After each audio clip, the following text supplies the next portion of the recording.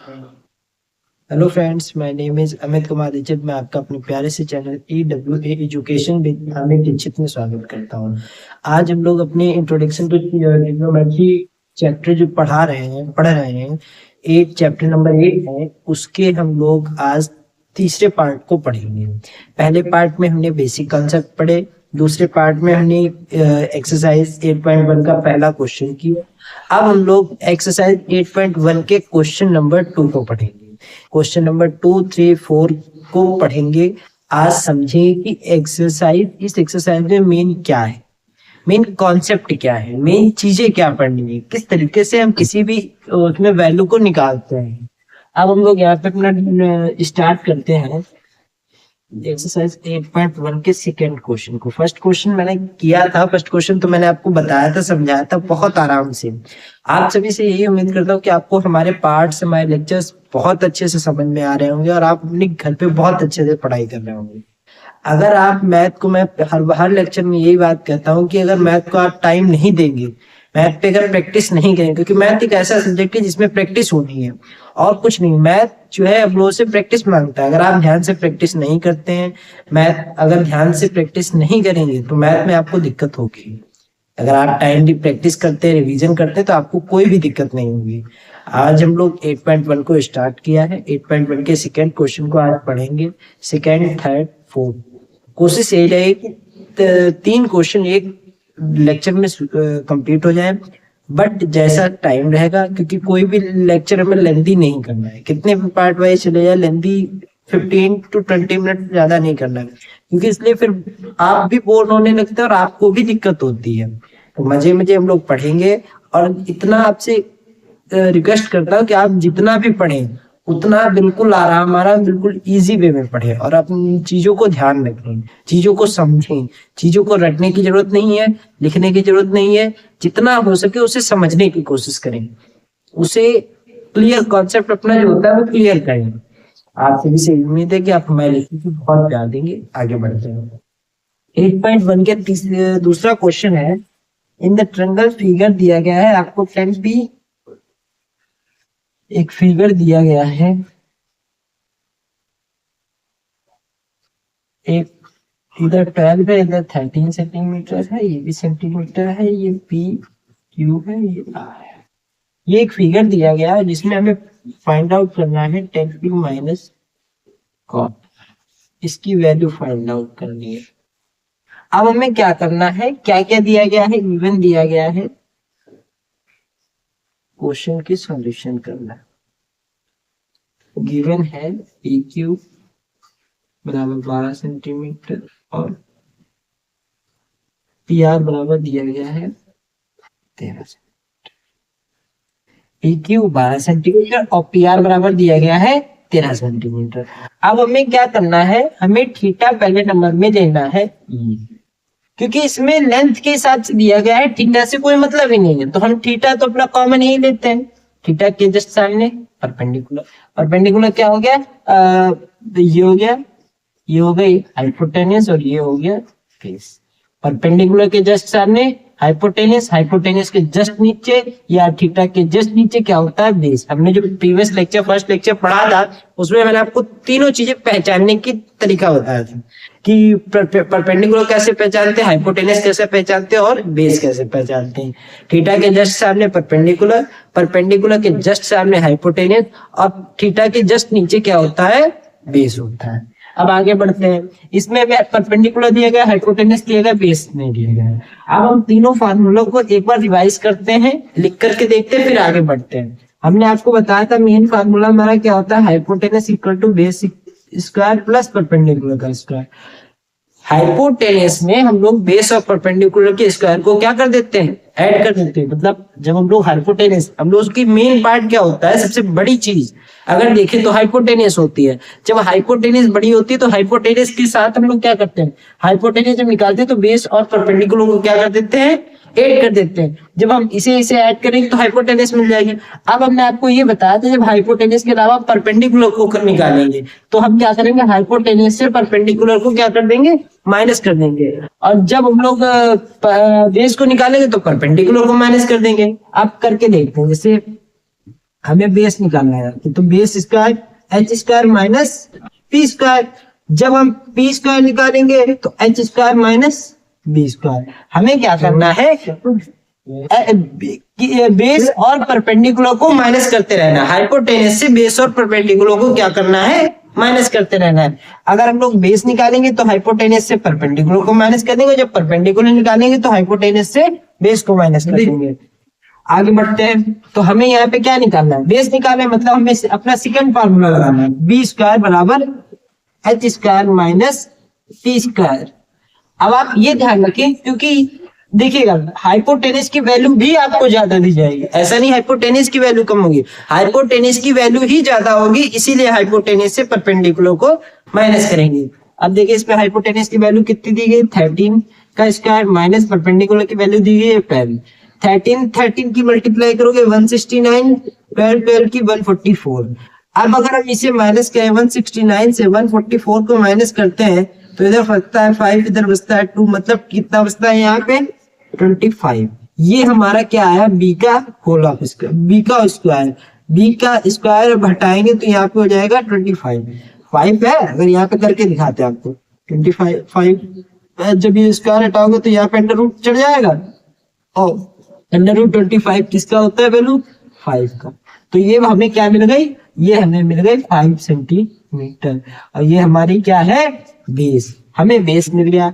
अब हमें क्या करना है, एक बार 10 पी लेनी है और एक बार वैल्यू किसकी लेनी है, कॉट आर की।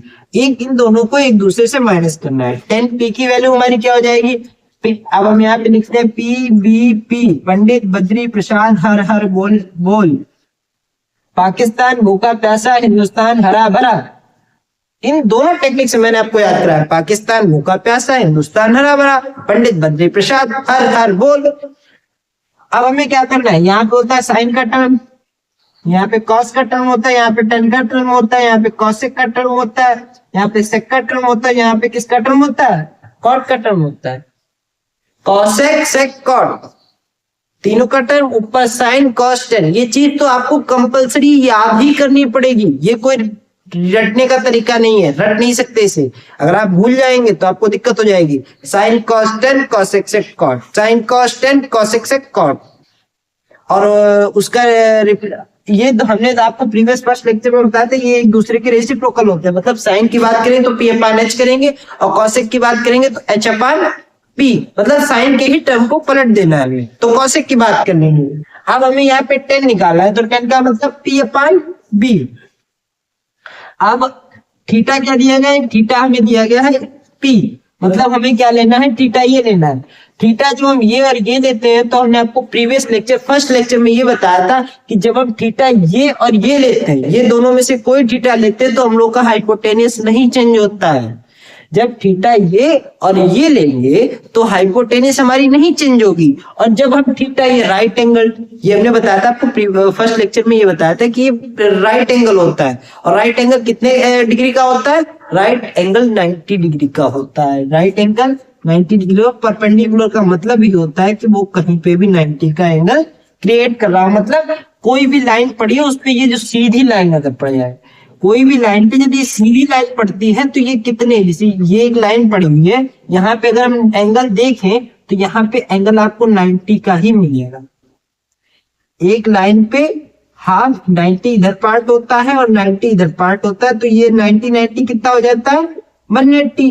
और वही हाल इधर 90 का होता है, 90 का इधर होता है। जब हम इधर इधर की बात करते हैं तो ये भी 180 हो जाता है, ये भी 180 होता है, ऊपर ऊपर का पार्ट। जब इतने पार्ट की बात करें तो ये कितना हो जाता है 180, ये इतने की बात करें 180। और जब हम इस पूरे कंप्लीट की बात करते हैं तो ये कितना हो जाता है 360। हम लोग क्या कहते हैं, किसी भी लाइन पे अगर फुल का एंगल देखते हैं तो वो 360 का क्रिएट होता है। अगर हाफ का देखते हैं किसी भी इस लाइन पे, जो हाफ का अगर हम इतने पार्ट की बात करेंगे तो इतने पे 180 बनेगा, जस्ट उसके नीचे 180 बनेगा। और फुल सर्कल की बात करें, फुल सर्कल की बात करेंगे, फुल सर्कल की जब किसी भी लाइन की सर्कल की बात करेंगे तो वो एंगल कितने का बनेगा 360 का। अगर इसको हम डिवाइड कर दें 360 को, ऐसे ही भूल अगर इंसान भूल जाए पढ़ते पढ़ते कि ये चीज भूल जाए कि यहाँ पे कितने का एंगल बन रहा है, तो 360 का टोटल बन रहा है, उसे 4 पार्ट्स में डिवाइड कर दो, 9 4 जा 36, सीधी सीधी बात है, 90 का एंगल। ये कुछ बेसिक चीज है, अगर आप ध्यान से बेसिक चीजों को नहीं क्लियर करेंगे, अपने कॉन्सेप्ट को क्लियर नहीं करेंगे तो नहीं समझ पाएंगे। अब हम लोग क्या बात कर रहे थे, थीटा यहाँ पे क्या है, पी, तो पी के हिसाब से थीटा ये लेना, मतलब हाइपोटेनस तो चेंज नहीं होगी, हाइपोटेनस से मतलब ही खत्म कर लो, हाइपोटेनस लेनी है लेकिन उससे ये मतलब खत्म है कि वो चेंज होगी। हमें यहाँ पे परपेंडिकुलर और बेस से मतलब है। थीटा जब हम ये लेंगे तो थीटा कहाँ, परपेंडिकुलर कहाँ चली जाएगी, फर्स्ट लेक्चर में बताया था, थीटा के जस्ट सामने, थीटा के जस्ट फ्रंट में क्या होती है, परपेंडिकुलर, और परपेंडिकुलर के जस्ट फ्रंट में क्या होती है, हाइपोटेनस। ये दोनों बात फ्रंट में है, थीटा के जस्ट फ्रंट में परपेंडिकुलर होता है, मतलब इसके जस्ट फ्रंट में परपेंडिकुलर, और परपेंडिकुलर के जस्ट फ्रंट में क्या होती है, हाइपोटेनस। थीटा के जस्ट सामने परपेंडिकुलर, परपेंडिकुलर जस्ट सामने हाइपोटेनस, और थीटा के जस्ट नीचे क्या होती है, बेस, और ये हमारी हो जाएगी परपेंडिकुलर। हाइपोटेनस तो चेंज ही नहीं होती, हाइपोटेनस बस उस केस में चेंज होती है जब थीटा हम लोग राइट एंगल 90 का लेते हैं, वरना कोई भी केस में हाइपोटेनस नहीं चेंज होती है। अगर यही लोगे तो आपका ये चेंज होगा, उसमें भी बेस नहीं चेंज होता है। अगर आप ये ले रहे हैं दोनों एंगल तो हाइपोटेनस नहीं चेंज होगी, जब ये दोनों थीटा लोगे तो नहीं चेंज होगी। तो अब अगर हम देखें यहाँ पे, तो हम लोग इस हिसाब से, ये परपेंडिकुलर हो गया, ये लेस हो गया, ये हाइपोटेनस हो गई। अब यहाँ पे परपेंडिकुलर कितना है, 5 है, बेस कितना है, 12 है, 5/10। अब अगर हम यहाँ पे बात करें कितनी, कॉट की, कॉट में क्या कह रहा है, आर में। अब एक चीज है, कॉट किसका रेसिप्रोकल है, 10 का, मतलब 10 का रेसिप्रोकल क्या है, कॉट, तो सीधी बात है बी अपान पी हो जाएगा। बट यहाँ पे पी की बात कर रहा है, तो और यहाँ पे किसकी बात कर रहा है, आर की। ये दोनों में थीटा अलग अलग है, तो इसका रेसिप्रोकल तो लिख नहीं सकते आप। ऐसा नहीं कि अगर हम यहाँ पे कॉट पी की बात करें तो हम लिख सकते हैं बी अपान पी, मतलब 12/5, 12/5 तब लिख सकते हो जब हम लोग थीटा हम लोग का सेम हो। यहाँ पे थीटा सेम नहीं, यहाँ पे थीटा क्या हो गया, आर हो गया थीटा, तो हम लोगों को इस बेस पे आर थीटा लेना पड़ेगा। अभी तक ये ले रहे थे, अब हमें थीटा क्या लेना पड़ेगा, अपना पुराना वाला थीटा लेना होगा जिससे हमने वैल्यू निकाली थी। इसके बेस पे हमारा थीटा ये है, तो ये हमारी क्या होगी, परपेंडिकुलर, ये हो गया हमारा बेस, हाइपोटेनस फिर भी नहीं चेंज होगी। जब आप इधर की हम लोग देखते हैं, जब हाइपोटेनस नहीं चेंज होगी, बेस और परपेंडिकुलर क्या हो जाएगा, चेंज हो जाएगा। अब हमें क्या करना है, अपने यहाँ पे कॉट आर पे वैल्यू रखनी है। कॉट आर मतलब इसका बेस क्या है, 5, परपेंडिकुलर क्या है, 12। अब हमें इस चीज में क्या करना है, हमें दोनों की वैल्यू मिल गई, इसकी और इसकी वैल्यू मिल गई। अब हमें क्या करना है, इसको क्या करना है, माइनस, मतलब 10p माइनस कॉट आर। तो 10p की वैल्यू 5/10, कॉट आर माइनस लगा, वो माइनस लगा, कॉट आर की वैल्यू 5/10।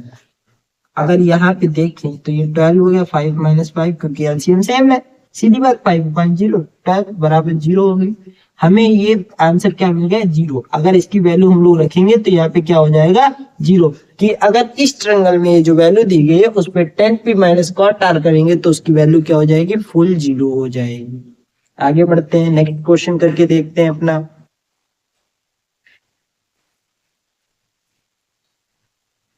एक क्वेश्चन हो गया।